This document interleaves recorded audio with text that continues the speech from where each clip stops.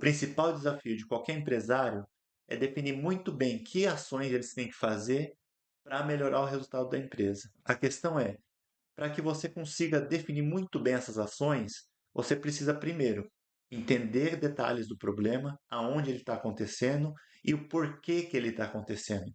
Só assim que você vai conseguir realmente definir boas ações para a sua empresa. E é aí que a maioria dos empresários falha. A maioria das vezes a gente olha o resultado final, aquele indicador geral, né? O faturamento total, o lucro da empresa, e a gente fica um pouco perdido quando ele varia, porque a gente não sabe exatamente o que está acontecendo e, consequentemente, não sabe o que fazer.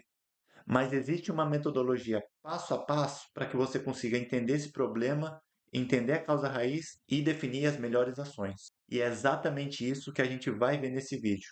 Como que a gente analisa as variações, analisa os problemas e define as melhores ações para resolver eles. Eu vou trazer aqui um exemplo para a gente conseguir entender melhor isso.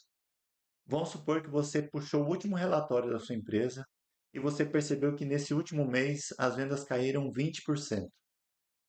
A primeira reação que a gente tem é pensar em soluções genéricas, como preciso vender mais, vou dar desconto geral, vou reduzir meus custos. Mas será que essas ações são realmente as melhores para resolver esse problema? Sem conhecer a causa raiz, você pode estar gastando tempo e dinheiro nos lugares errados. E o que a gente precisa fazer então? A gente precisa desdobrar esse indicador. A gente precisa quebrar o faturamento em partes menores.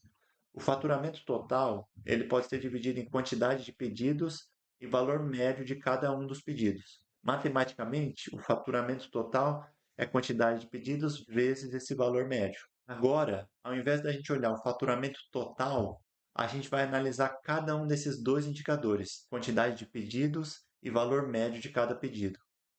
E olha que interessante. Neste exemplo, o valor médio de cada pedido continuou na mesma faixa dos R$ 100.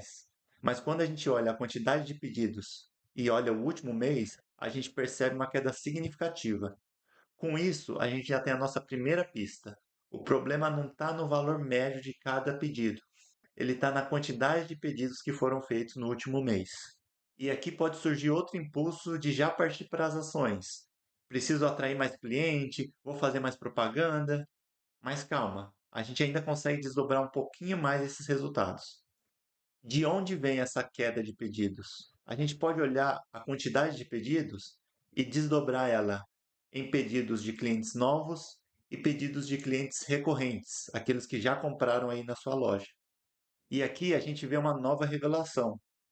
A quantidade de pedidos de clientes novos, ela se manteve estável nos últimos meses. Mas a quantidade de pedidos de clientes recorrentes, essa sim despencou no último mês. Vocês perceberam essa diferença?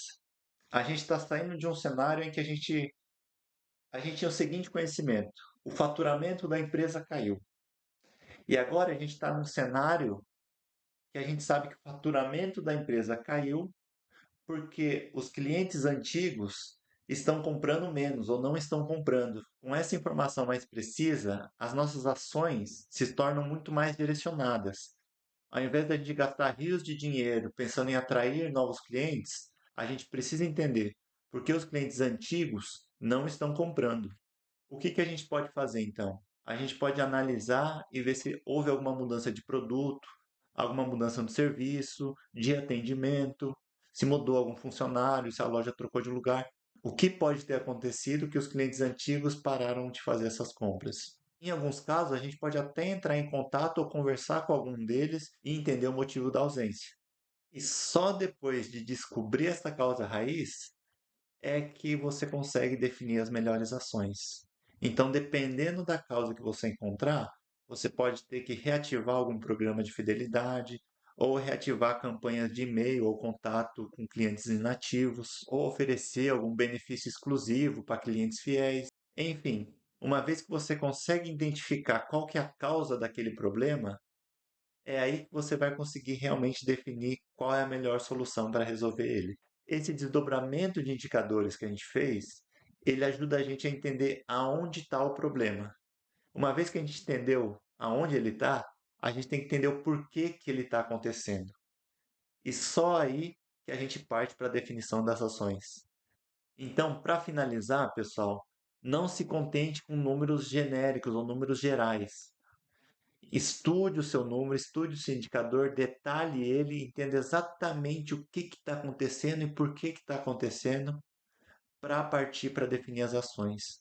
Com isso, você vai economizar tempo, vai economizar dinheiro e eu te garanto que você vai ter ações muito mais assertivas do que você tinha antes.